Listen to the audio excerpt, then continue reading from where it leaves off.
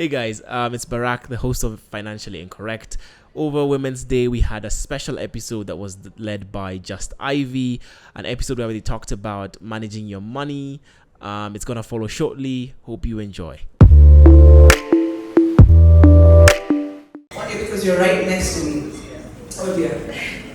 Because you're right next to me, Wandia, and this also will go out to all the panelists, everybody else on mic is working. Wandia, what is your personal money mindset? And even if you could, what is a money mindset? Hi, morning everyone. I don't know that I can answer the second one, so I'm here to learn as well as to share. I think I've had a pretty unhealthy, I won't even say mindset, maybe it's a relationship. Like an unhealthy relationship to money in some ways. Maybe in other ways it's healthy. But to try and summarize, I would say I grew up in a home where my father was a heavy drinker and spent most of his time and his money at the bar, and it left my mom having to pick up all the pieces. We would get, those kids would get called back at assembly because school fees haven't been paid. Sent home, come home, lights are off, that kind of thing. And so what I watched was, so there were things that was telling me from quite a young age. Number one, men are unreliable, which isn't true, but that's the messaging I was getting. Number two, it's if you don't have money to cover your basics, your life is going to be tough. And number three, a woman is capable of making money. Although my mom's way of making it was to take on more and more small jobs. So she was just constantly tired or whatever. So what that's done for me, number one is I have never, ever been able to rely on anybody else. Like I have had to be financially independent because I've never believed that anything else is likely. So maybe that's a good thing because it made me work really hard and have my own money. But I think it's also created issues and dynamics in relationships, especially with men, because they're like, well, then what do you need me for? Because for a lot of men, if you're not letting them provide, it's like, well, which again is another mindset. So I think it's taken me a long time to not be, to feel that it's okay to sort of let other people be part of that. Funny thing is, you could copy paste Wandia's story into my life and it applied. I was raised by a single mother, and she was a public servant and kafanya kazi post office. Anyone of you can know where the post office. Not really well paid a job, and so for her being a single mother, it meant a lot that she saves and pushes. One thing, she pushes the same narrative. Don't rely on anyone for anything. Because she was a single mother, she hustled. My mom was sold salt. Do you know what it takes to sell salt in Melvins? Yeah, exactly. Melvins will get paid. So it's something. So you're not being financially independent. You don't depend on anyone. And then two, save. And it was only when I went into investment banking and asset management that I realized there's actually cost to saving. Because for me, I needed to see these numbers grow and be in a place. Like now we have mobile banking, so you can check your bank account and say, oh, it's grown. So I would take up hustles and just put money in and save. That was a mindset, and then I realized, like Ivy said earlier, savers are not necessarily the best leaders, so you need to make your money work for you. So what's my money mindset? It's evolving. Mine evolves. It started from a place of being financially secure, and now it's what can my money do? So, first and foremost, I think money mindset is very individual and personal to everyone. My story when I was growing up is very different. I was raised very controversial theory when it comes to money. Let me give an example, especially from my father's side. When I was probably even 4, 5, 6 years old, and I got my pocket money, allowance, whatever it was, my father always used to teach me, whatever you get in terms of money, you have to spend it. What you need to understand is, if everyone in the world starts saving money, the world will collapse within 24 hours. And that's how I was raised. To date, I have never saved money. I've invested plenty, never saved. And that was the advice that my father wanted to give me. You will never achieve true wealth if your strategy is saving. And I think that was very different for me. My parents really wanted me to aspire the greatest possible financial freedom there is possible, and they wanted to really give their teachings. Perhaps it wasn't possible for them, but they did their own financial learnings through their lives, and they wanted to give it to me. I've done a lot of financial mistakes in my life, way too many, guys, way too many. I had to start over and over again way too many times. But as I said, I have never saved a penny in my life, and probably never will. I'm doing just fine. My relationship with money, I was brought up in a very entrepreneurial family. So my dad was a banker, my mom was seasoned entrepreneur, so we were always doing something. My dad was always farming as he was doing banking. My mom was always either doing chickens or, I can pluck a chicken, turn an egg, and we're getting ready for market tomorrow, making bags and everything. So I think for me, the whole entrepreneurial journey started a long time. Even on the dining table, we discuss anything. Oh, what do you think it takes to make that pen? How would you make that pen? So I think the conversation was always there. But for me, what was interesting, when I was going through college, I never got a career calling, So I got to a stage where I said, okay, I'm an accountant, because I was good at accounts, and I started doing accounting, and then and I couldn't conceptualize entrepreneurship. I kept saying, I want to do this, but I couldn't put together what I wanted to do yet. But I was employed for 9 months. I would actually just disappear. A friend of mine tells me they're going to Hong Kong. I'm saying, to do what? Oh, don't you know they have the best sweaters, and I do this, and the figures they're talking, I'm like, what? Before I know it, I've got a visa, I'm gone. And I just come and tell them, just me, 100,000. Not all it was, and So it took me a very long time. It took me almost those 9 months that I was working to really understand what an entrepreneur. That there is something called business, and it can be a career. Because you see, my mom was a secretary, my dad was a banker, so those are their side hustles. So anyway, it was a very interesting struggle for me to get into the entrepreneurial job. I think what I have generally understood is mindsets are heavily crafted and molded from the home. Yeah. When you're constantly being told money is not enough, it's not there, so you become a hoarder. So you save because you don't want to be traumatized because you don't have enough. Or when you're told money is more than enough and you should make it, those mindsets are cultivated in the home. So because I believe that you ladies have all come from, except Moonika, from an area of a negative to a positive mindset with money, could you advise us today what strategies we can employ to switch it up, to have our money mindsets shift positively? What is it we can do? I know someone told me recently to shift a money mindset, Ivy, for example, practice gratitude. Whatever it is that you have at that time, be content and practice gratitude. True? False? Wandia, do you want to see, or how did it, turn for you? Because you run $1 billion business, Yeah, I think a sort of belief that there is enough and that sort of attitude of abundance is a very good one. However, it's, to me, most questions will be answered with it's a balance.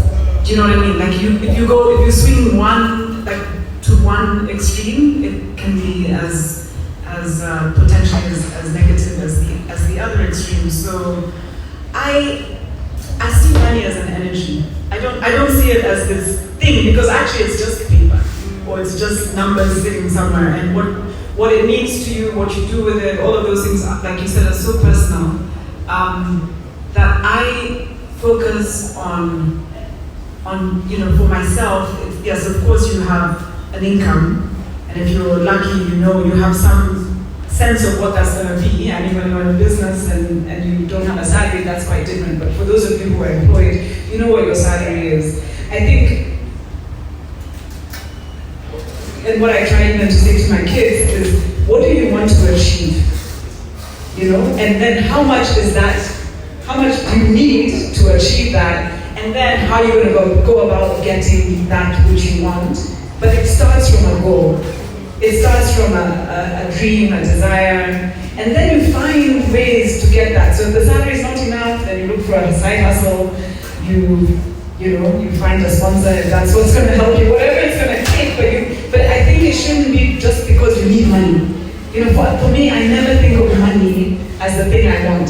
I think I'd like the security of owning a home. I would like my children to be educated a certain way. I would like to be able to travel. Now, you can travel on budget, you can travel. Till today, I have never bought a business class ticket in my life. Because that's not the best for me, that's not the best use of my money. So if you see me in business class, someone else is paying for that. But I will pay for a ticket because I want to get there. And actually the getting there is what I'm going to do when I'm there is far more important than whether or not I can take an Instagram shot with a champagne. You'll never see me posting that kind of shit because it doesn't mean anything to me, So I just think, start, what do you want? What are you wishing for? And then yes, there'll be a number attached to that, and then how are you going to get that number? Okay, so for me, a few things. One, money is, she called it energy, but to me, it's something that we are supposed to use to do something, which is what Wandia had as a goal. There's also the time value of money. It means something. For those who are in the accounting, financial space, we look at money's value today and tomorrow as being different. So when you apply time value of money outside of the finance space, what are you giving your time to? Because I think for me, the first time I attempted to control my money or take hold of my space in money was realizing I needed to control my time and where I spent my effort, my energy, and how much time I was giving as an activity or task. And I realized many of us are bad managers of time, and it translates to how we manage our money.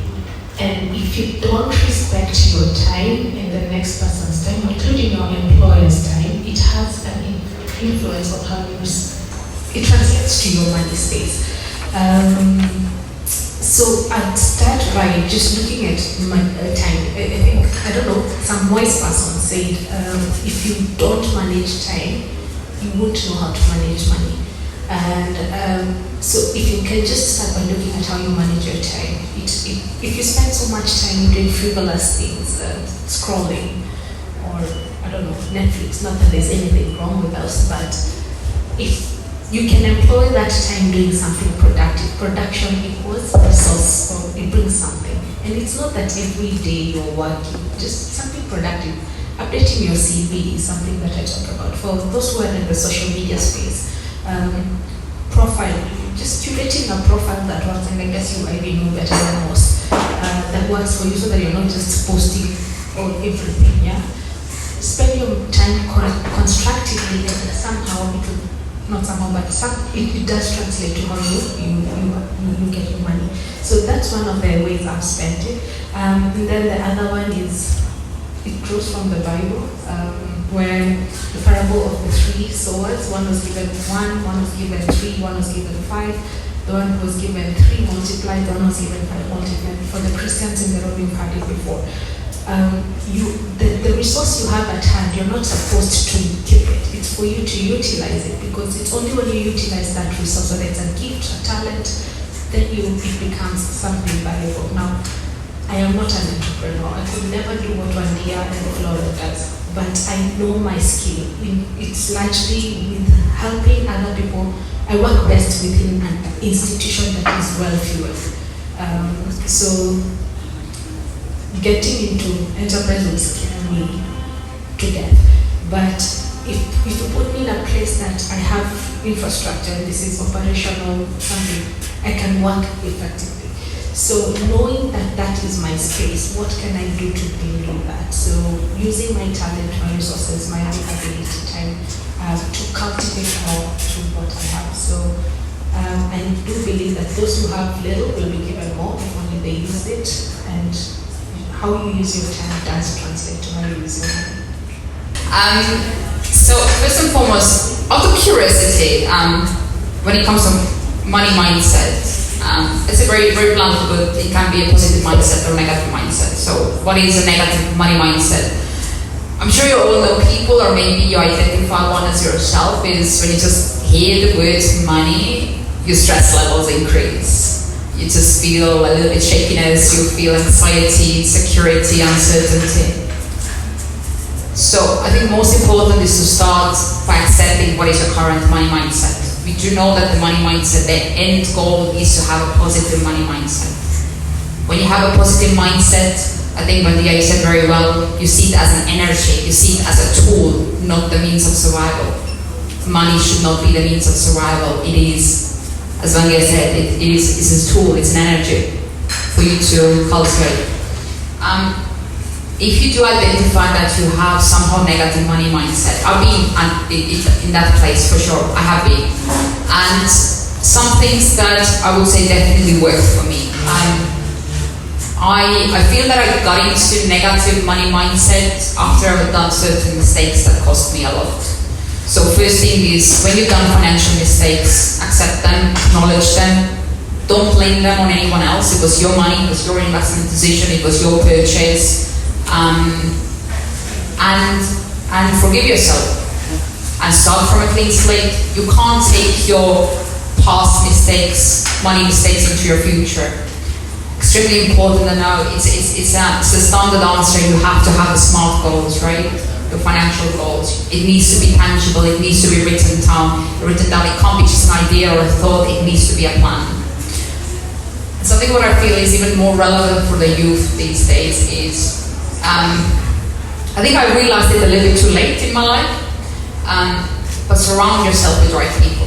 Ultimately, you will become who you surround yourself with. If you are the smartest one in the room or the most successful in the room, please change that room. You can't progress in that environment. And I think in these days, we can definitely apply that to social media. Clean your feed. Who are you following? Are these the people who actually have something to give? Follow Ivy. She has plenty of content that you can learn from. And when you choose the people to follow in your social media, do they really have what they display to have, right? Do they actually provide information? Is it all just pointless images? Do they have something to teach you? So clean up your social space, both online and your personal life, and that can really help you level up in your, not only your financial mindset side, but you as a person, you as an individual. See, the danger of coming last is I really love what they've said, and I don't think there's too much more to add. But the one that I feel, I could add is mentorship. Have a mentor. And I tend to find we all want, a superstar, somebody has really done well. Sometimes I say, start with your level. And I'll give you an example. When I started my business, I wrote off to the man, or Bitcoin. I said, I love what you're doing. Can you be my mentor? Hey, he looked at this thing and he thought, who are you? I should have started at my workplace. However, these days you sit in boardrooms and he says, you see, I still mentor you somehow. So I always say, just start with somebody slightly above you. But then there's nothing wrong with starting with somebody way above, if you have access. But remember, do they have time? Do they whatever? And the other thing about mentorship, it's a two-way street.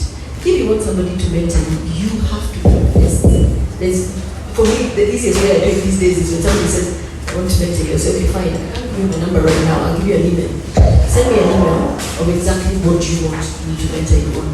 How many emails do you think I get? Not much. I don't even think I received 2. And these days they say, no, are you on WhatsApp? Can I just send you a quick message? So I say, okay, so they'll send me a message on the day. Hi, I met you at so-and-so and I want you to be my mentor. And I say, what, put for me a paragraph, what do you want? How many do you think it like? So be serious. I mean, first of all, mentorship is really important because you're able to bounce off ideas off that person. But the more you invest in it, is And then if you can afford to, sometimes there's coaching. And coaching costs money, so invest in yourself. I think she said you've got to invest in yourself. Sometimes we don't have the money, and it happens to all of us. There's a lot of coaching or training going on, and they have this thing where they give free hours. Put your name out there and just say, listen, I'm looking for a business coach. So if anybody hears anybody who wants to give free hours, I'm that person. So there are ways to work around it, but having a coach helps you break through. And for me, I think the person who, the biggest mind shift I have ever had, I actually got with a paid coach. I'm not saying the ones who don't pay. I think there's something about free. But this person had to invest in it. This was when on my journey, I think I had been asked to now become the chairperson of KM. And I'm running my business, and one day you know this, you're so busy. Because you're everybody, you're everything. And I kept saying, I'm not Vimalsha who has a PA and then a executive PA and then I don't know what. I'm not this person, and I'm not that I had every single excuse. Because I was the smallest business of the world. But they had looked at me and said, this is what we're going to do. I think one, I was a lady, but two, I think they just wanted to support a smaller business. And I was getting nervous coming up to that time. It's a little bit different, but I think it's the same approach. I was getting very, very nervous. So I actually got a coach, and I paid, and it was expensive. And she said, I'll do 10 sessions, this is what I'm going to charge you.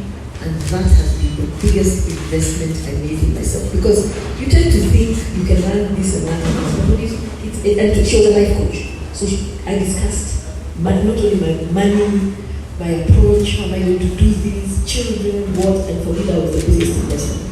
So coaching and mentoring for me are really brilliant areas to change your mindset. That's actually quite incredible. One of my mentors, I have several. I'm very aggressive when it comes to asking for mentorship. I'm going to send you an email. One of my mentors says mentorship is a shortcut to success. So they really insist on that. And other than, as a woman, you don't necessarily need a female mentor. You can also get one as a man, right? One day you had something to add to what Flora has said just now. I mean, maybe it's super obvious, but even just knowing where your money is going. Do you know what I mean? Like literally, how much are we spending on grooming? You know, and not that there's anything wrong with it, but if it's taking out 50% of your salary to get the most expensive wigs and to do this and that, I mean, all of these are choices. And at the end of the day, it's our decisions. It's the choices that we make that will determine the outcomes. So if you're not clear about what choices are you making, because many times we're making them unconsciously, you know. So I think just having that discipline, I'm not saying I'm great at it, but I also know that I spend very little on certain things. But where I've had another real problem is saying no, especially when it's family. And there's nothing wrong with helping family, but I think you need to sort of cap how much, because otherwise it's very easy, especially when you're young and you're single and you don't yet have children and you don't, you know, people will look at you and think, here your money is available, you know, so swing me 10K, this, that. And before you know it, half your salary has gone. And there's nothing wrong with being helpful, but remember you must help yourself as well. Like ultimately, it will help everyone around you the more you succeed. So if you're just being kind of drained by all these small little amounts, and the small amounts do add up. So I just think being conscious and in many ways putting your money where it cannot be touched, so that when you're saying to someone, I actually don't have it, it's true. It's true. You know, so as soon as your money comes in, make sure it quickly goes into places where you then can't keep touching it, whether that's investment, savings, and whatever. But I find I'm sure even at our level, that constant being asked is that. I was just going to add something I mentioned from Gas, and I said delayed gratification. And unfortunately, we live in a social media world that portrays everything has to happen to us like we are seeing it on our screen. That cleaning your feed. It happens when we get so old. I've unfollowed all the thrift shops that are on Instagram, because those are the people who lead me to inbox them and is this still available? Yeah. So I had an example. I traveled last week and I as I was transiting through an airport, one of those ones that have Louis Vuitton within the terminal, and I walked in. And then I looked at the price and like, look for almost to thrift bags that I buy for 3K. Kama ningesema hiyo pesa pengine ningeingiza hapa, sasa ningeacha kubeba ile Louis Vuitton. Okay. The thing is, you can delay gratification for something that you actually want, and we are in a society that makes us want things now, and it's not just young people, even for our older, more established people. It's where we want our children to be seen to go to schools. It's what estate we want to see. So just because a peer lives in a certain neighborhood, you feel like you have to be there, not knowing what they put in to go in there. So my other thing that I've come to start preaching about is delayed gratification, because it's also a journey I am on. If you have to unfollow those thrift stores, just unfollow them. If you have to unfollow anyone who makes you want to spend, and use your money wisely, like we talked about getting a coach. That's another thing.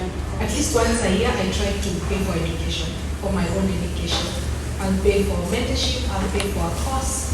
I think the last course I paid for was something around climate, because climate is something that's happening now and I need to understand it. So just invest in education. If you're in marketing, invest in digital content creation or something. And then that will be helpful. But the reverse side is, if you can delay something, possibly it will be valuable in 10 days, or 10 years, just 10 days, people have moved on. And then you'll have much more room for resources to do something greater and more impactful. I want to stick to that tangent, because to pay for a coach, you said it was very expensive. Pay for education.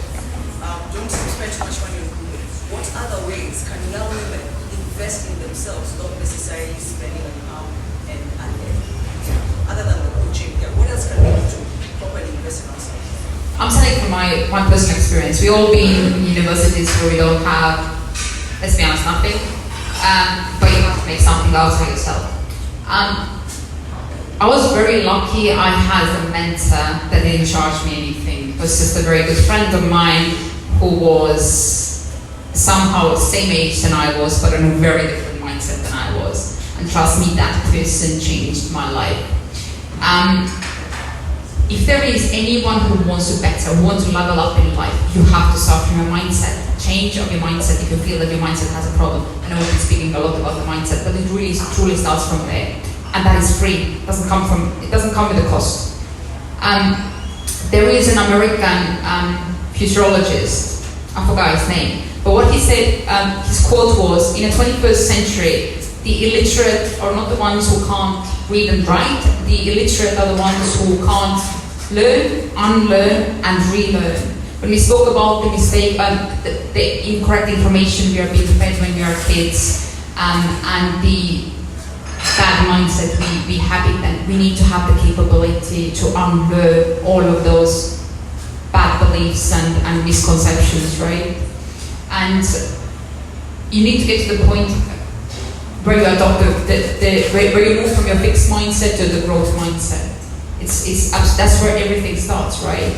And the growth mindset is all about how do you accept or how do you move on when your failures occur.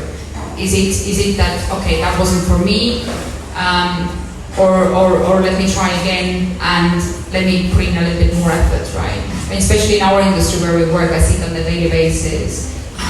Let's say we have two different types of clients. We have, let's say, Mary, who started trading 4 months ago, really didn't get what she expected out of it, and she's like, okay, it's not for me, let me give up. And then there is, let's say, Lucy, same situation, 4 months down the line, hasn't really gotten where she wanted with the trading, and then she takes it on another level. Let me read more, let me look more YouTube videos, let me listen to more podcasts. Failure is not an option for Lucy. That is growth mindset. She hits an obstacle, she finds a way how to overcome that obstacle and not give up. And that's the mindset for me that everything starts. And that's not only linked to money, that is linked to everything you achieve or what you are able to achieve in life. I think another one and I think somebody talked about it here is have a plan, document it, and for me I've always said if I do today what I did same time last year, there's a problem. So in terms of my goal, I always have to be growing, whether it's in my reading, whether it's my goal, whatever. But in terms of like your goal for financial, for money, look at it, have a target, check yourself to target, and for us in business, we do it. I do it daily, I do it monthly, and I've tempted to find if you do it also in your personal investments, whether it's you want a house coach or whatever, it's very, very important to do it. Women generally are not very, but women tend to be less risk averse than men. It is a common statistic. So I have this notion that I say, think like a man.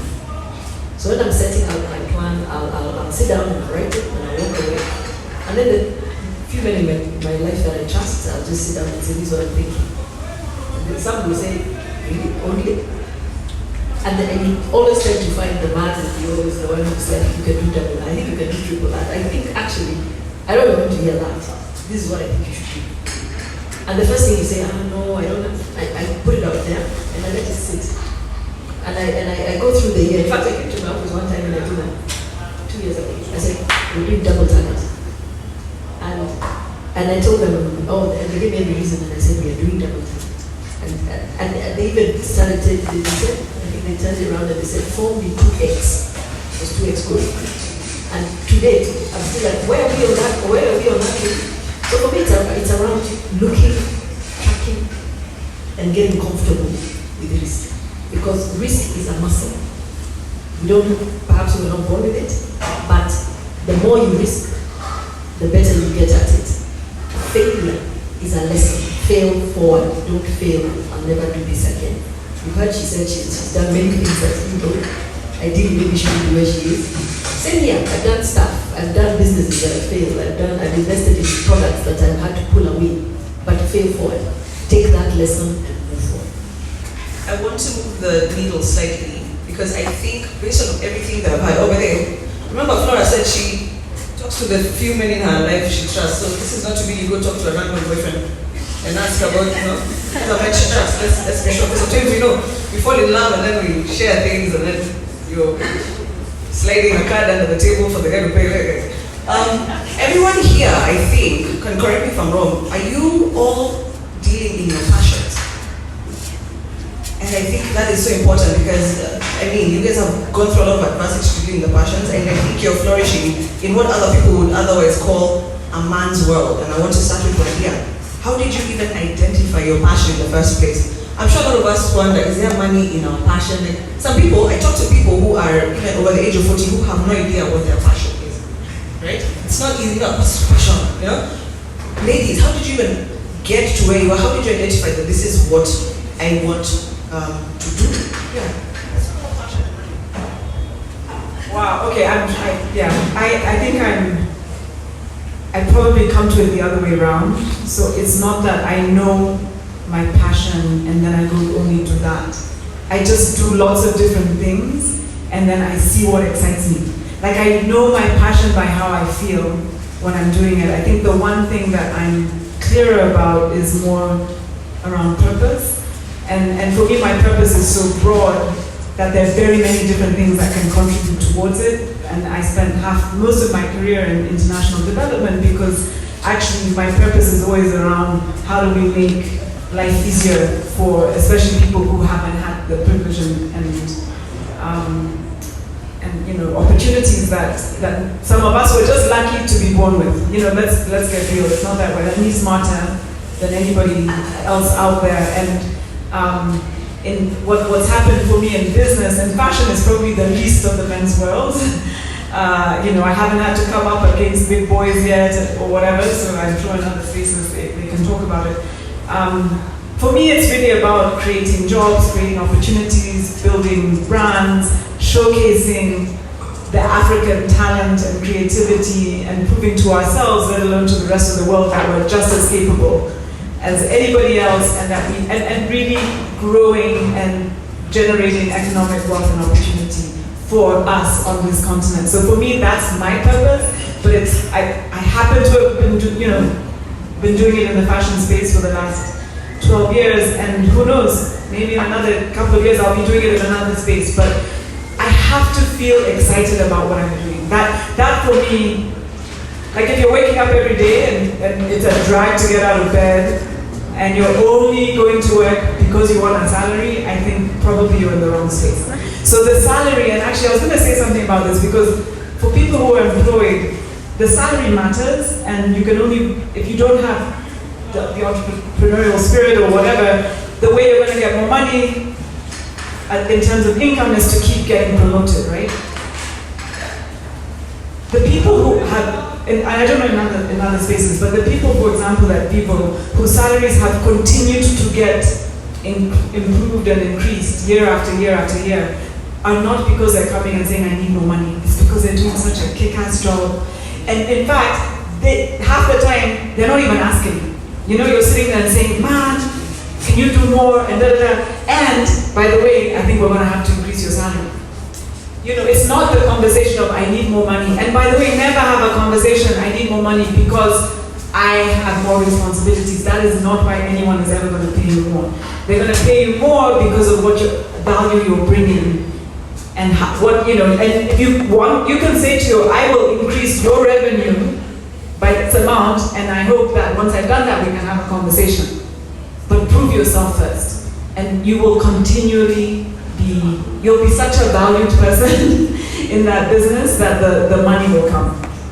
So, like Wandia, I also believe in purpose over passion, and in the fitness world, they say passion will go, but commitment will stay, and you will only be committed if you really live your purpose. So, I went on a journey, a deliberate journey to find my purpose. I had an idea what I wanted to do. I was just fed up with this place Africa is always putting. That we are recipients of aid, we are recipients of external capital flows, sisi ndio tunaletewa bed in China. At what point do we have a seat at the table? So I made it my mission to go and find out how can I put Africa at the table. And today I say my purpose is to get an empowered Africa through its generation. So it could be the current young, beautiful generation or the next. So I'm very clear, in anything I do, I have to have the mindset that I am doing this to empower the African narrative. And through that, the other thing is I love working with young people because someone gave me a chance.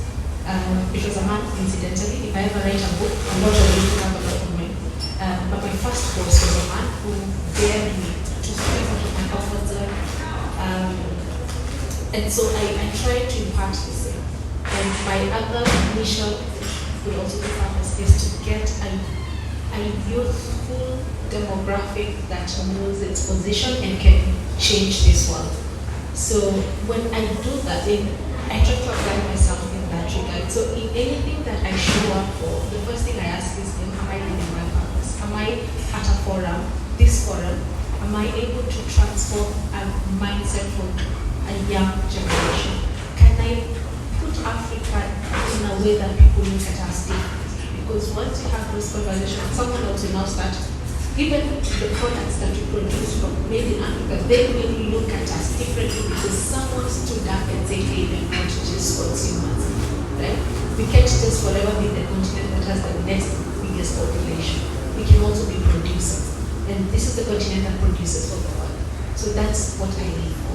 And then from there now, let's see how we can get everyone around that mission. And so the reason I say yes to even this conversation is I hope everyone can come on the mission, and thankfully this panel is all on board. They're producers from Africa, right? Someone who took a chance in coming, building in Africa, so that we have a seat at the table, and then we raise the next generation that is more empowered. So I knew I wanted to work for Africa. I knew I wanted to work within the young space. That one is still work in progress, but then I went to work a coach. And I paid. I paid for someone to help me remove the ball. And my coach then talked to me about building blocks, which I'm happy to share. There's things that you do innately for you. There are things that you're just good at and you take advantage. I mean, you disregard them. or you take them for granted because you're just so good at them. Some people are really good at talking, and you can be a good salesperson, but you're friendly. Everyone says you're friendly and you have a ton of friends, and you just don't know what to do with that. That's a building block. So you have 7 building blocks. They start matching to something. So the first thing is identify what you're really good at. For me, I think teaching, inspiring,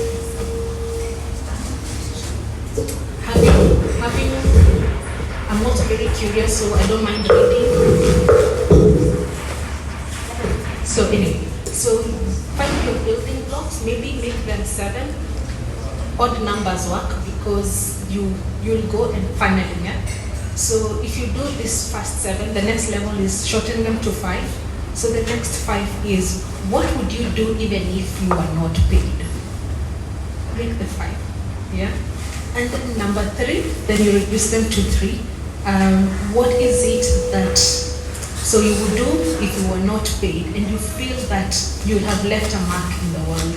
Then you find out 2, 3. And then eventually, once you get that, and then of the 3, you look at what are you really, really, really, really keen to pursue of the 3.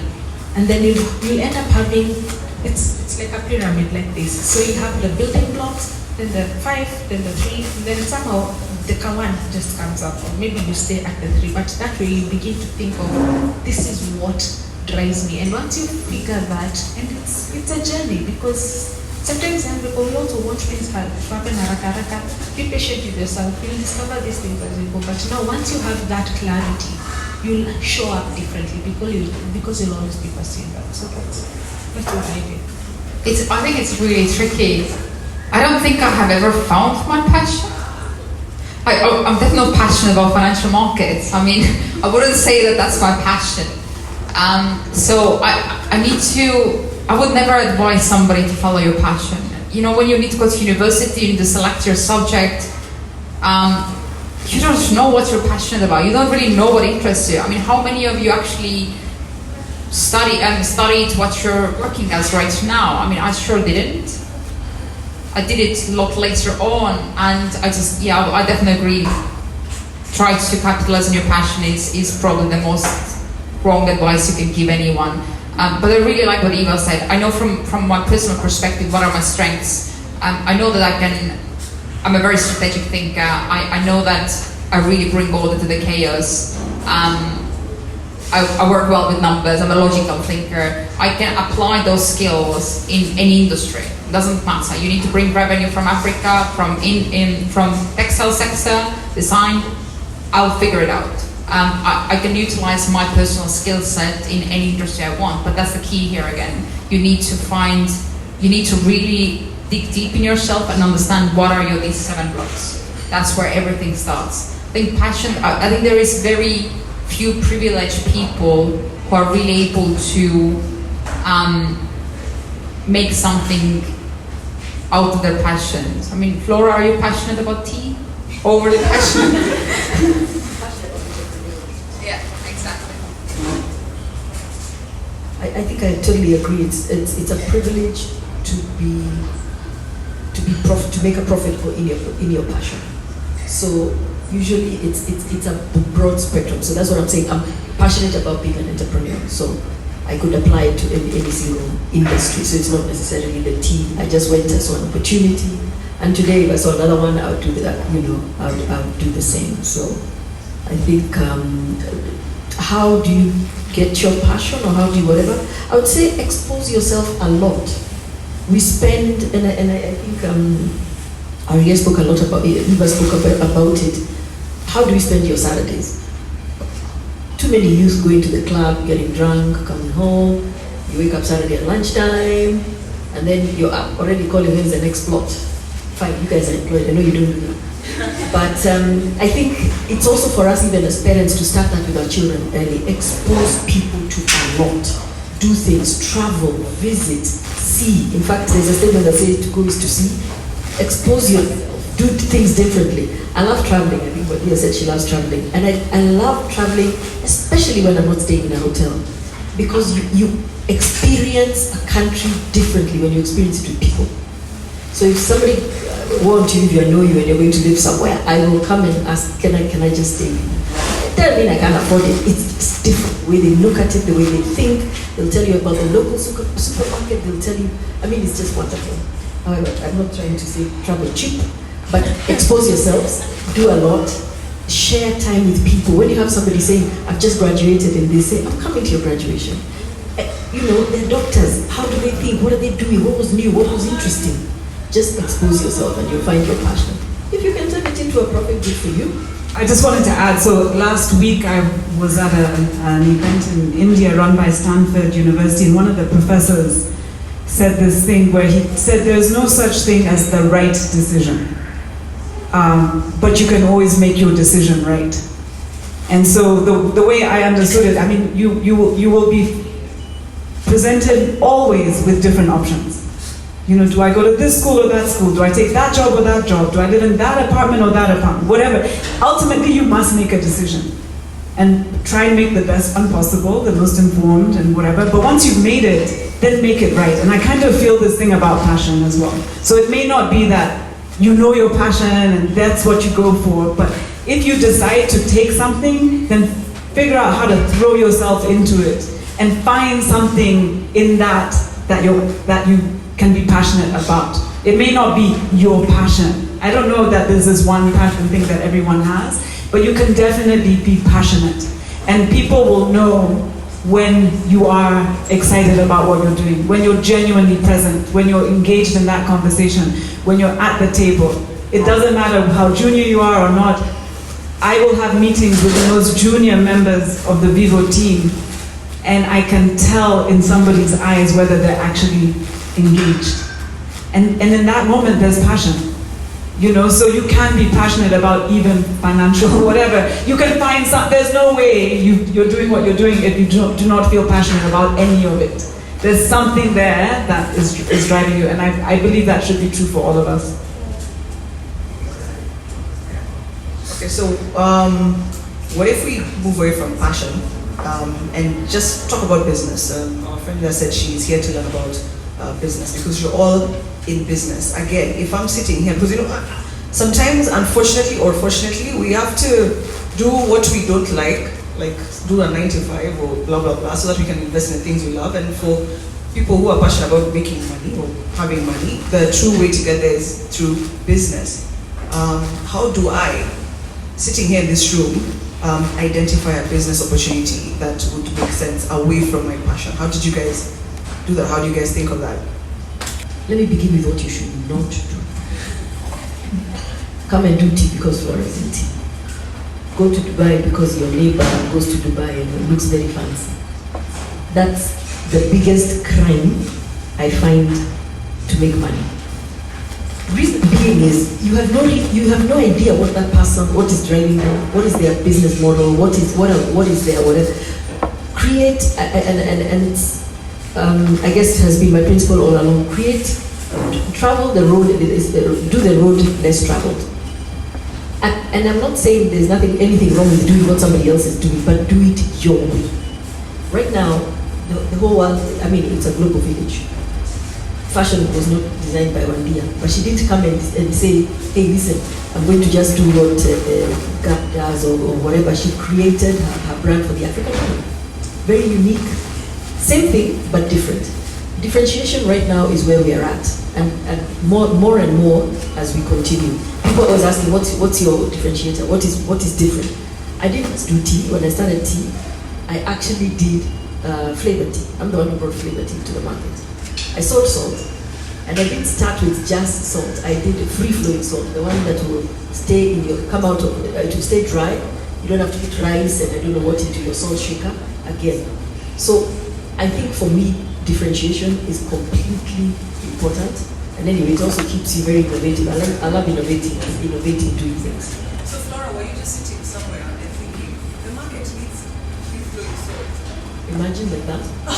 I had dinner and I noticed salt was, now it was, the salt shaker was wet and it was purple. And it was white with purplish, a hint of, so I asked, what's going on? Why is this happening? And why don't we have free flowing? And I just come back, I studied in the UK. So I was like, I don't know. So you go and make it like that. So I said, that's interesting. So I went to Kabete campus and I learned how to do it. Remember I did accounting, so I had no clue how to do food production. So I met the lecturer there and I said, I want to learn how to make free-flowing salt in Kenya. So first I had to explain what is that. Then he said, let me teach you the principles if you're committed. And all he did is he said, come I'll tell you when you're ready. And he said, come every afternoon for the next so long. I went for 3 weeks, and after 3 weeks he said, you now understand the principles of food processing, and off you go. And that's how I did it. How did I get into tea? So I sold my first batch of free-flowing salt. So I have to explain what it is to the Kenyan, and then, so the hotel, I went to a hotel, and they loved the product so much. They said, this is fantastic, even for Mombasa. So the guy gives me an order of 100 dozens. I'm like, what? I don't have that kind of money. But anyway, remember, fake it till you make it. So I said, fine, no problem. When do you want me to deliver? And I went out and I was okay, a ton of salt was so cheap. So I borrowed I had no money now, borrowed from a friend's mom. I made the salt and I delivered it. And then he tells me, so I said, here's the invoice. He said, oh, accounts is closed, bring it tomorrow. So I bring it tomorrow. So I sit there and he said, why are you here? And I'm like, I want to be paid. He's like, by who? Hotels pay in 90 days. So obviously you can see I was not ready to be an entrepreneur. I didn't even know that. So I thought in my head, this guy is going to weigh you down. There's no way. Remember we said entrepreneurs look for solutions. So I said, I went there every day. So about like 4 days later, now we were talking and laughing, and then he says, my mother's banking me, and I said, why? And she wants money, she wants to buy tea. I said, tea, why tea? And he said, oh, there's a monopoly, there's a government monopoly that has been lifted. People have been doing tea for 19 years, now anybody can do tea. So I said, what's the matter? And he did the math for me. He said, she buys at this price and she packets and sells at this price. Needless to say, 4 days later, I was in Mombasa learning about tea. And that's how it is. Every time you use salt now, you think of. That's amazing. I would never be able to do that. Never. We're sitting on the same sofa because of that reason. But I'm definitely not an entrepreneur. That doesn't mean that I can't make money from entrepreneurs. I have a very different approach. Flora, when you have another idea and you're lacking capital, you can always approach me and Eva, and we will help you out. And that's always been my strategy since I was, by the way, probably 18, 19 years old. Not every investment requires millions of hundreds of thousands of dollars of capital. You can set up small businesses from few $100,000, regardless where you are. First company I invested in, I was 18 years old, and these were body paints for festival use. And my investment was 250 euros back in the day. That was my first investment, and I've been doing it for the longest time. As long as I believe in the person behind the vision, that's all I care about. I care about it more than the idea itself or the product or service itself.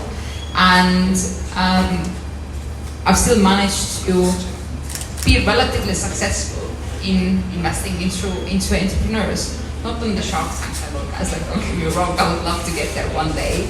But even without being an entrepreneur, there is definitely a possibility for you to eat from the table.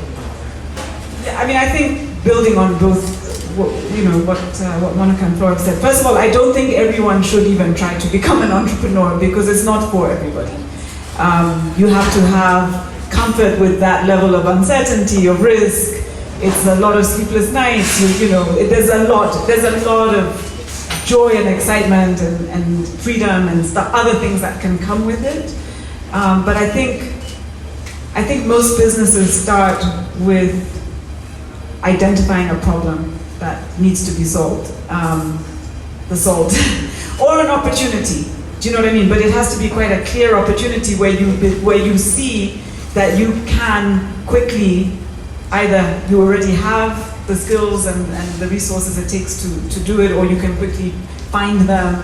And not everyone does what, I love your story, but I think like with Vivo,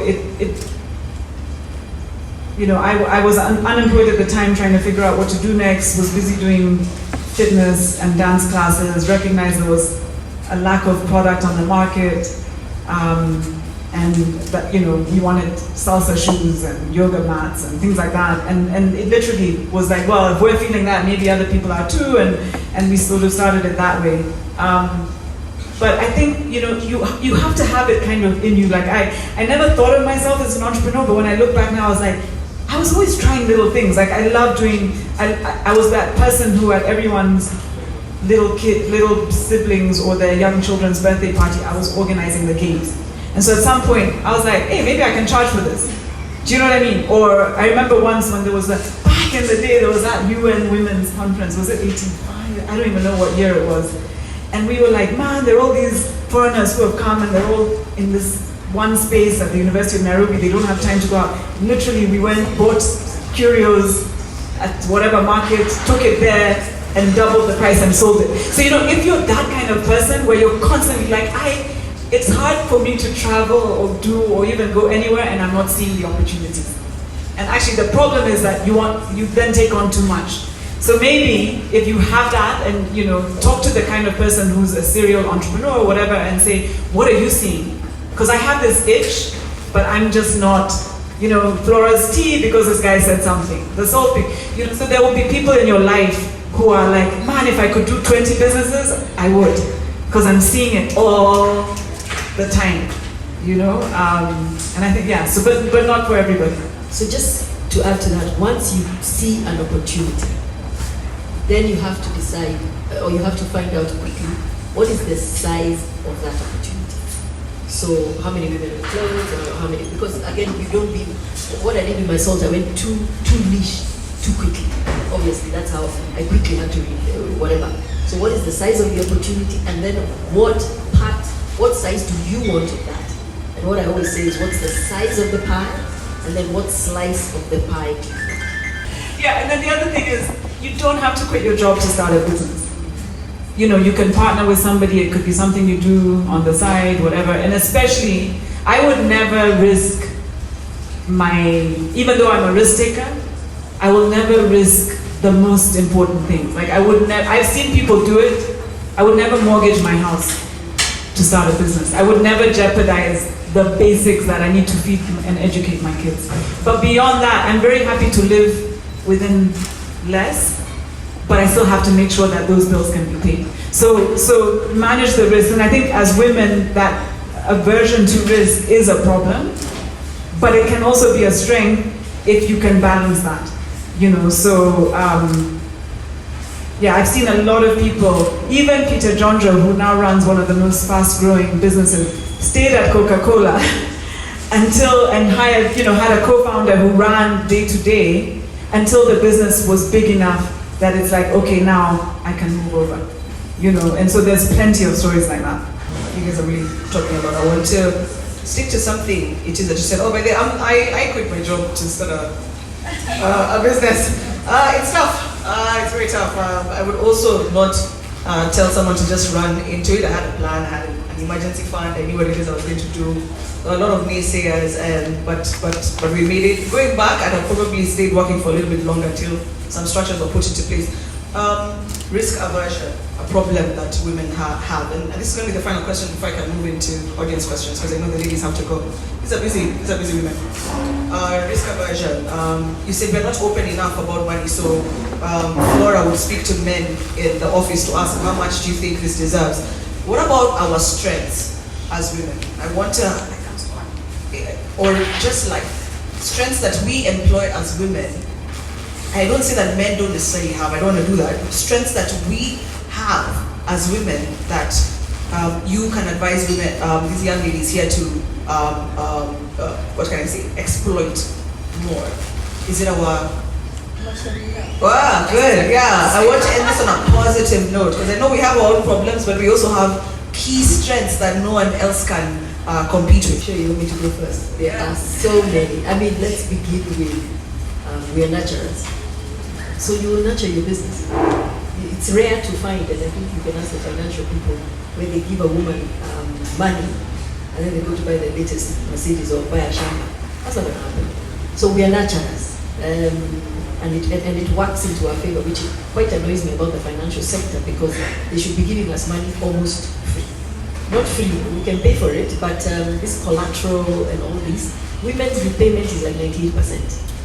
Actually, in Ethiopia, there's a fund that gives money on psychometric. They just do a psychometric, I don't know what they're trying to check. But for me, your female take the money and I'm sure you pay back. So we're nurturers. Unfortunately, risk-taking doesn't work in our favor. What was the other thing I was going to say? We're multitaskers.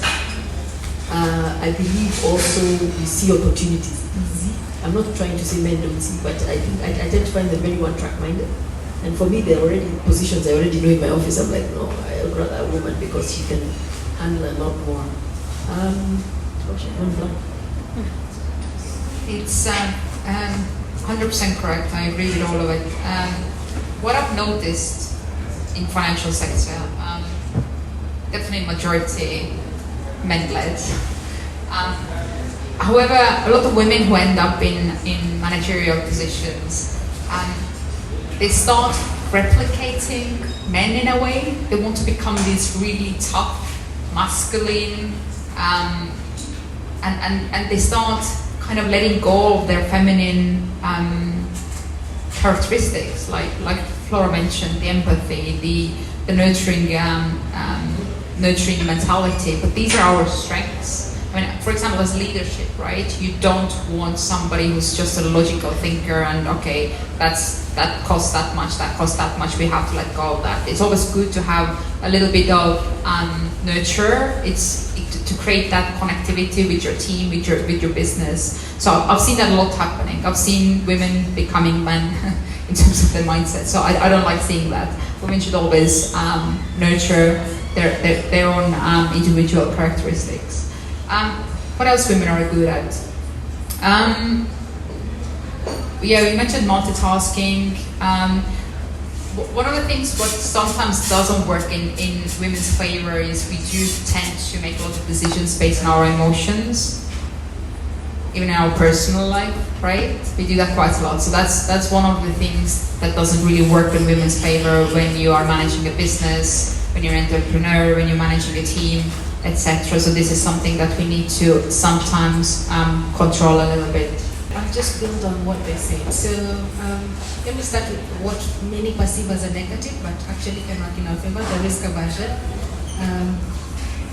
It's very easy for someone to, especially male, to just start up a business and go without having a full picture. I mean, in some ways it works in their practice, but for the risk aversion, it also means that you factored in everything and taken consideration so that by the time you're jumping, you're pretty sure. So my ask would then be, once you have evaluated everything using your feminine eye, and you see it's still viable, don't second guess yourself, just go for it, right? Because that man doesn't second guess themselves. Part of the reason Flora says women are good at paying loans is because we are also very scared of not paying loans. So that's the part of risk aversion that works in our favor. We will pay all the bills sometimes even before we pay ourselves.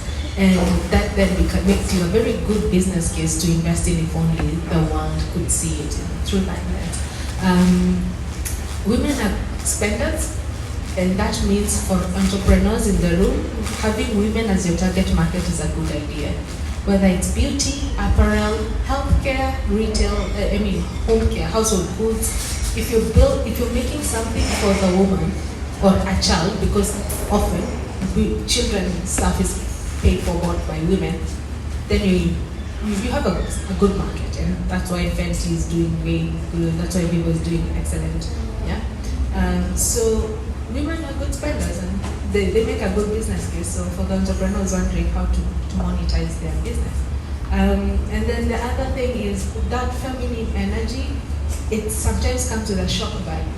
So remember you said I'm 20.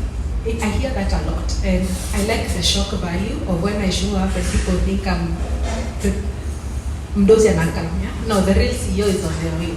And then you deliver, and somehow people have no option but to pay attention because they didn't even expect that it was you. So the shock value can work to our advantage. And then finally, there's something, people are shy to use their beauty. And someone told me something, don't worry what gets you in the door. Just make sure that once you're in that door, it's what took you there that keeps you. sometimes people will say yes because you're a pretty looking thing. Own it. But once I get in, hey, no, I'm not just about my face. I can talk financial stuff. I can talk policy like any other person in that room. But we have a shock value, and sometimes we need to own it. I'll say, I never used to lead with my outer appearance. I always was that person who felt I need my intellect to speak for me. And it works, and I have built on that, and I'm not going to diminish that I speak my stuff. But sometimes, people just want to see you because you look good. So just get in, only that once you get in, make sure you deliver so that you're not again remembered by what you wore. Yeah, this is the difference when you get a bit older, because I think there's nothing wrong with looking good, and I think you should look good for you. I actually wouldn't want to be hired because of how I look. That would, because I think that kind of mentality will come up later in the experience. But yeah, celebrate your beauty, and you are all beautiful. I think some of the things I would say that I've noticed that I think are our strengths, but everything that is a strength can also be a weakness, so it's two sides to every coin, right? I think women tend to be a little less secure.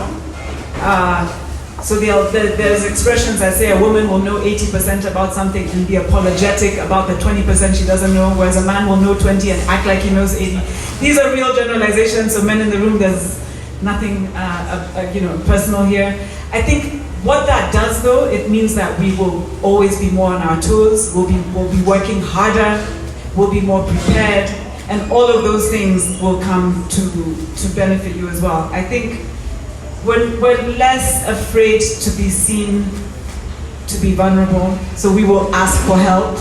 We won't pretend that we've got it all under control all the time. And I think in a world where things are so rapidly changing, people appreciate having someone on the team who's not afraid to say, I'm not sure what to do here.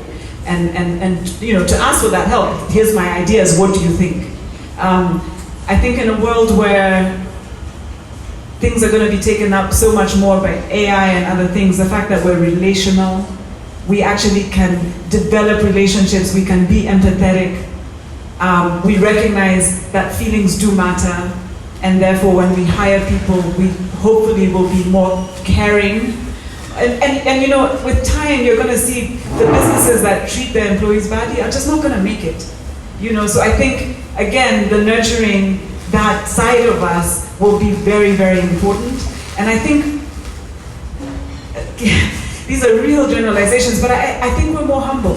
And I think we're less ego-driven, which in a previous time and place, the egotistical people almost always controlled the room. I think that's changing, and so being open, being vulnerable, all these things, that soft side that for the longest time was just seen as weakness, now the world is realizing that's what it's going to take to succeed, and that's what we come with. So I don't think any woman should feel they're less equipped, because you're a woman. I actually think we're as equipped, if not better equipped. Yeah. Wow, so good. A takeaway from Eva. I think what you're trying to say is show up. Yeah. Like show up like a low man. Have you guys, when you think of the time I attended a wedding, a friend's wedding, low man, Kikuyu lady, Moonika, I'll explain this to you later in case you're not very familiar. My friend, the man said, they showed up for that wedding. They looked so good. My friend said, the men looked a bit, interesting. Like Kikuyu men, show up as your best self. One day I said you're all beautiful, but I think what Eva was also really saying is, you show up as the best version of yourself. I think that would really help. It was also attached to what Moonika was saying about trying to adopt the male persona, the big suit. I think that was a Hillary Clinton kind of thing. Your femininity has a place in that. Just don't be shy about wearing the pink makeup not too outlandish. Yeah, if you like the pink lipstick, do it. If you like the pink nails and that's your style, just do it. Just as long as you have content. You're not just there for your Yeah. Don't bring just. I was attending an event the other day where it was a networking event for women. And I think that's another way you can invest in yourself. Attend these networking events. And even Flora said, show up for people. When you do attend that wedding, in that person's mind, even though it might not seem so, they owe you a favor, so they'll show up for you as well. At that event, the lady said, even when you invite you to those tables, please do not serve tea. Do not be the woman who says, you know what, let me serve you some tea. No. You attend that meeting, sit at that table, and back it up with content. I want to close because we have a live audience. I know I was sent a couple of questions, but I like giving people who have taken time to attend just a chance to be heard, especially after we've spoken and said speak up and be heard. So I have time for maybe 2 questions. Maybe 2 questions can be directed to 2 panelists each, and then we can release our lovely ladies to go and make millions. Any questions? Yeah. Number 130. Wandia has to go. I'm sorry. Yeah? No worries. Will the rest stay for questions? I think everyone. Okay. I think I have to close the event. Or you could ask the questions still, maybe to Collins, and then I can get them answered for you. That's a strategic way of me making sure I get these ladies' numbers and talk to them after. I hope you guys have learned that lesson. What would you like people to remember? I think there's one area we've not touched on, which is just the fact that we're a woman. It's not only about the suits, the responsibilities we have as women. We're going to, either you have a boyfriend, you're going to keep a home, you're a sister, you're an auntie, you're a daughter. And it's the largest, I find, it's a huge obstacle for women. You want a job, but then they might promote you, and then you're thinking, I need time with my family. So that's an area you need to invest in yourself. So, like for me, what I do is my house can work like a clockwork. I don't need to be there. I invest in my house help. They're actually house managers. I do no shopping. Down to they can cook you prawns with what. In fact, now I can tell them 10 visitors coming. The only question is international or local. So, because if you're international, then we'll do you gali and chapati and whatever. If you're local, then we want to impress you with the prawns. But what I'm trying to say is invest in that. And what are your other values? My other value are my children. When I'm in a board meeting, I'll do what Wandia's do. Imagine I go to go. Why? Because my son is in a play and I'm not going to miss it. Now, I made the mistake one time of sharing. I was sitting on a board and somebody shared. One guy, it was a guy, it was very impressive, and he said, I've got to go to my son's thing. And he was supposed to be evaluated by that board. When he left, the comments they made, in my head I told myself, okay, so this is how you guys treat family. So through my lifetime of being chair of that board, even in a, not presidential, but something, a senator meeting, I will pick my handbag and I'll go. But I never explain. I just say I have a meeting, I cannot miss, and I go.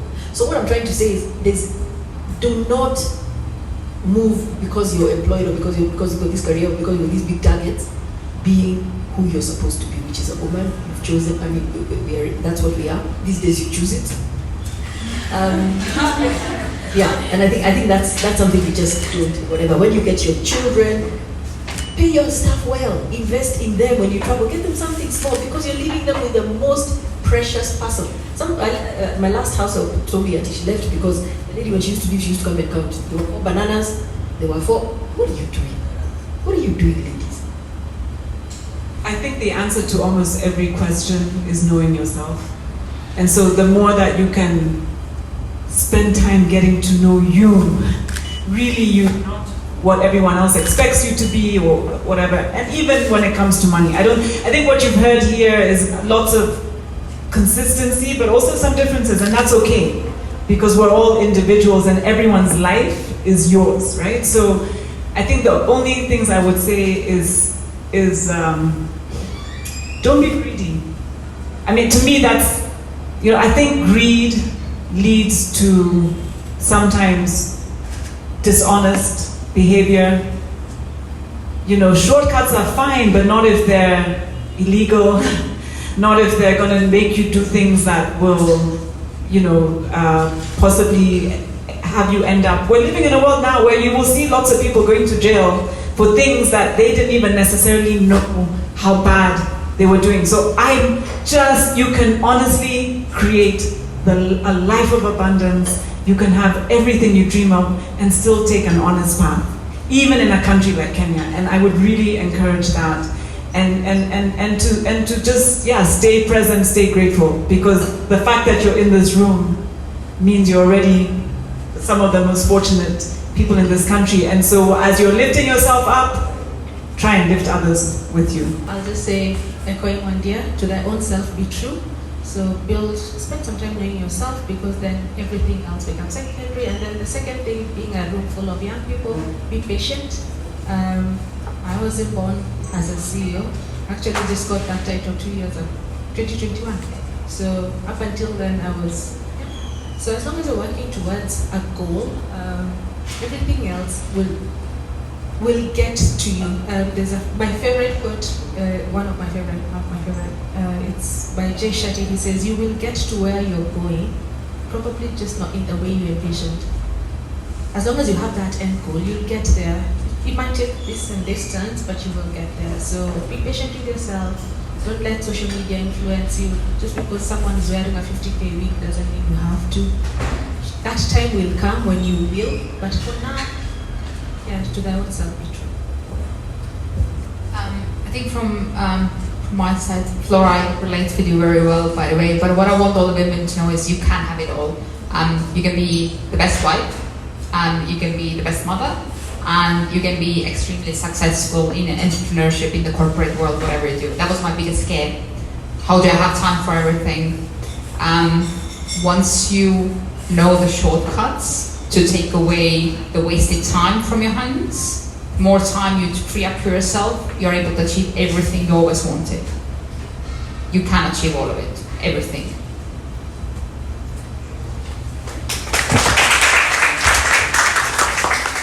Thank you, Flora. Thank you, Moonika. Thank you, Wandia. Thank you, Eva. I will release everybody. I think there's still some snacks remaining. You're free to mingle, network with each other, even though you work in the same office, whatever it is that you guys do. Ladies, thank you. Guys, another round of applause.